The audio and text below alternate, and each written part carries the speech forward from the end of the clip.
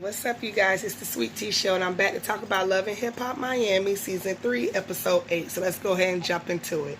So we start the show off with Amara. She walks outside. She sees her mommy out there planting the garden, and she lets her mom know, Mommy, we have people that can do that. But Mommy said, look, ain't nothing wrong with my hands. I could clearly do it myself.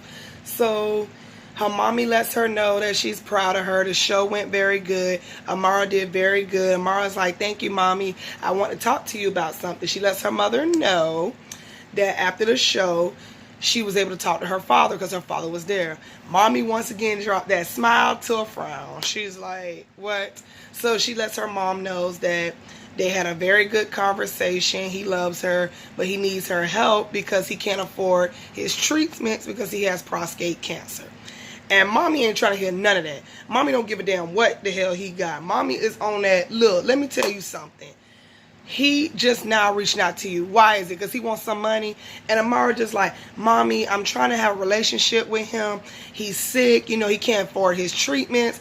I need to be there for him. At the end of the day, if I can spend $5,000 on a Chanel purse, why can't I spend money on him to help him get better? Mommy is telling her she don't want no relationship with him. I mean, she doesn't want Amara to have no relationship with him. Amara mommy says that he's just using her. You know, he doesn't really care. Why now? Like, this doesn't make any sense. And Amara really was getting on my nerves. Like, you too old to be falling for these type of tricks. Like, I get that you want to have a relationship with your dad, but like, try to be smart about it. Like, all of a sudden he reaching out to you because he got cancer. Why he couldn't reach out to you before he got sick? That's what her mommy is trying to tell her. Then she sits up here talking about, Mommy, he didn't have any papers. Mommy wasn't trying to hear none of that. Mommy said he had a phone. He had a phone. I'm like, exactly. There is this technology called phone. You didn't have papers to be in America. You had papers to be having a phone, didn't you? You could still call your daughter and check in on her. Mommy said, I struggle with you. I'm not trying to hear it. I don't want to hear it. And Amara is still making excuses for this man. And I'm just like, Amara really got on my nerves this episode. Like, when it comes to her dad, you know, like I said, everybody's different, you know, when your father's not around. But I just feel like it doesn't make any sense that he's trying to talk to you while he has cancer. But I could be wrong. Let's go ahead and get this out the way, too. We later on see that Amara meets up with MJ. MJ takes her to this dog shelter. And he gives her a Yorkie dog. Amara's like, she don't want no dog. She don't want no kids. It's the same thing. They eat, sleep, shit, piss. You know, we not ready for that. Her career is more important. And we ain't got time to be trying to take care of no dog. MJ talking about something. He already bought the dog. And the dog is cute. Like, here, baby, just hold it. Then he's sitting up here talking about something. It's 3 of us at home. We can do this. You know, it's a boy. You know, I'm not trying to pressure you having no kids. But we got this little dog now. I feel like MJ got Amara this dog because he wanted something in return. He tells her he's proud of her and she did a very good job without management, but then he turns around and says, I want to be your manager. Now, before I finish talking, one of my YouTube watchers, shout out to my YouTube watcher, you know who you are. I'm sorry I didn't remember your name. I gotta remember your name on here. They said that MJ is scamming Amara. I want to give MJ the benefit of the doubt, but now it's like, you got this dog, and now you're asking to be her manager. And how is it you gonna ask her to be her manager? You ain't managing nothing yourself. Like, you ain't on nobody's radio. You ain't on nobody's charts.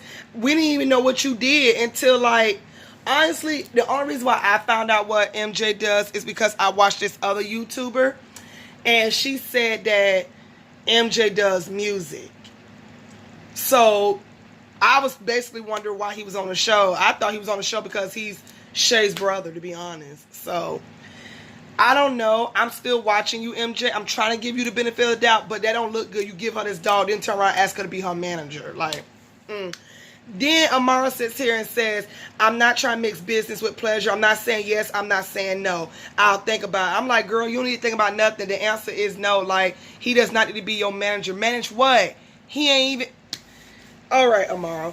Moving on from that, we saw Briscoe with his baby mama and the little boy B Snacks. They're at the bowling alley. They're chopping it up. They're having a little family time together. Briscoe talks about Trick to her, how he just got out of jail and he got lupus and he's self-medicating and he knows a little bit about that. He not trying to do none of that. He also lets his little son know that he misses him, he loves him.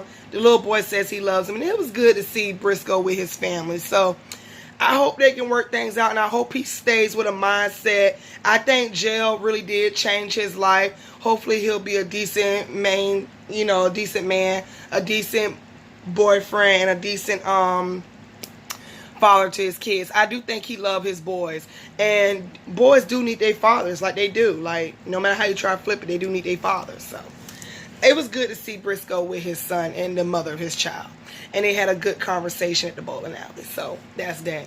Okay, we get the Ratchets. Y'all already know who the Ratchets are. That would be Sukihana, Hood Brat, and what's that other girl name? Chameleon. So they all go into the studio and meet up with Saucy. Saucy's doing this music. Saucy let these bitches know that he got a song coming out. He finna do a song release party. And he finna invite the whole city of Miami. Everybody except for Sukihana messy ass manager, a.k.a. Miami Tip. He's not inviting her. He says he's not inviting her since she wants to get on live and be a T-tip spiller to line on him. She not invited. Now, those of you who don't know, I personally did not know who Saucy Santana was. Obviously, he's a famous rapper in Miami. He's blowing up big down there in Miami or whatever. He got into an altercation, I think it was about a month ago or 2 months ago. He got shot in the strip club in the arm. Now, he says it was a hate crime. He said it was a hate community crime about him being gay. Miami Tip is on live saying that's not what happened. He basically got shot because he was acting an ass at the strip club. He was all in the security guard's face with his long ass nails, doing all of this and that. He pulled down his pants, bent over, showed his thong, told them to kiss his ass. He was very being disrespectful. So she feel like that's why he got shot. It has nothing to do with gay. So because she said that on a live, he says she not invited. Sukihana says, well, that's my manager, sis. Well, she gives you an apology. And he was like, I think about it since that bitch like to be on the spotlight. Then we get the hood. Then we get the Ratchets. I'm about to say the hood boogers. I mean, they that too. Then we get the Ratchet scene. This time Miami Tip is with them. So it's Miami Tip, Chameleon, Hood Brat, and Sukihana. They're at the strip club trying to get a road manager. I'm not going to go down the list who they manage. I mean, they tried to get.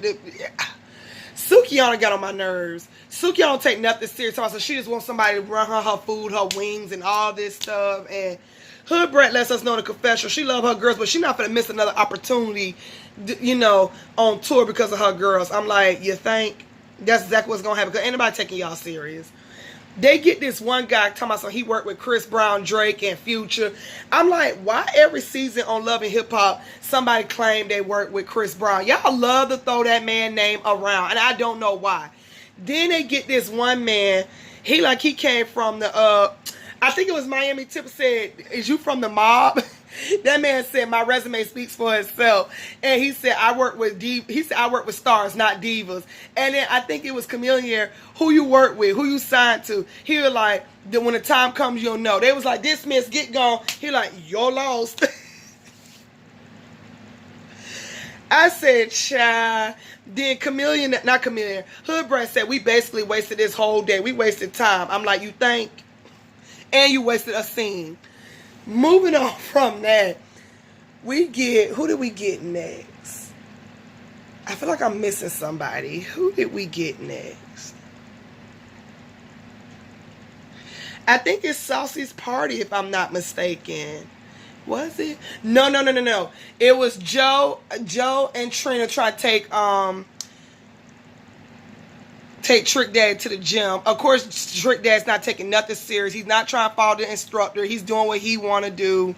Child, I ain't got time. I mean, Joe cares, but Joe, you doing too much. You can't help a wounded bird that don't want help. What's that old saying? You can lead the horse to the water, but you can't make him drink it. That was Trick. Trick is not trying to get in shape. Trick is not trying to take care of himself. Trick think what he's doing is what's right for him. And I feel like that's what you think, sis. That's what you think, sis. Joe, at the end of the day, that's your husband, but that's not your husband. So Leave it alone. Take care of you. Trick got to take care of himself and want to take care of himself. If he don't want to do that, then I don't know what to tell you. So moving on from that, now we get this scene with Saucy Santana party, and it's lit. You got Shay there, you got Amara there, you got Prima Donna there.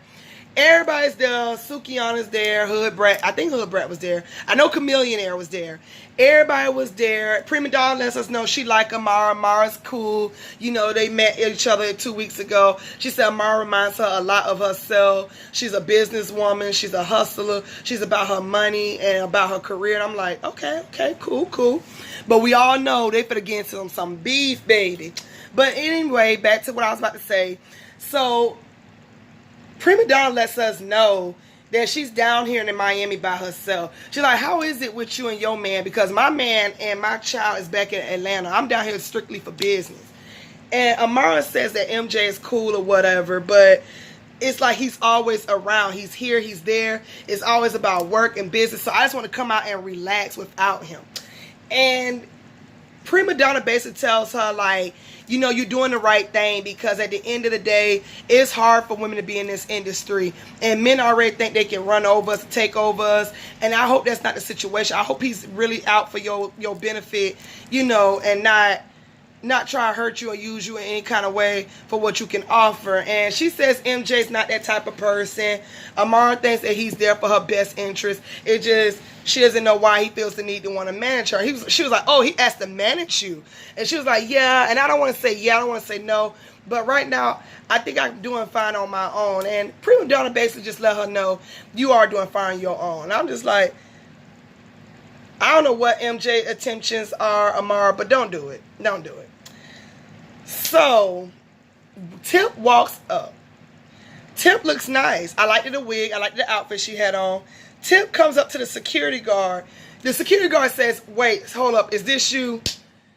Tell me why there's a picture outside of her saying no trespassers. And it looked like a wanted picture, like she was on America's Most Wanted mugshot. I was like,